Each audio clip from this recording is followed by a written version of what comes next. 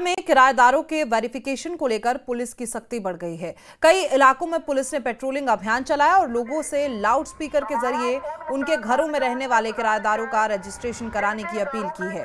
Police ने निर्देश दिए हैं कि सभी मकान मालिक 30 नवंबर तक अपने किराएदारों की पूरी जानकारी पुलिस स्टेशन किश्तवाड़ में जमा करवा दें और जो लोग इन निर्देशों का पालन नहीं करेंगे उनके खिलाफ पुलिस सख्त कार्रवाई करेगी। पुलिस की ये पहल सुरक्षा उपायों को मजबूत करने और बाहरी या किराए पर रहने वाले लोगों का सही रिकॉर्ड रखने की चल रही कोशिशों का एक हिस्सा है।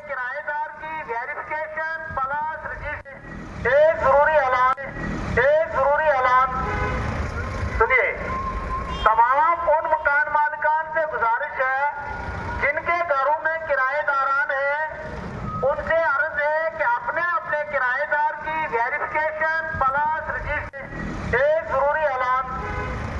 सुनिए, तमाम उन मकान मालिकान से गुजारिश है जिनके घरों में किराएदारान हैं, उनसे अर्ज है कि अपने अपने किराएदार की। वहीं बारामूला में पुलिस ने अल हुदा एजुकेशनल इंस्टीट्यूट ट्रस्ट में गड़बड़ियों की जांच शुरू कर दी है।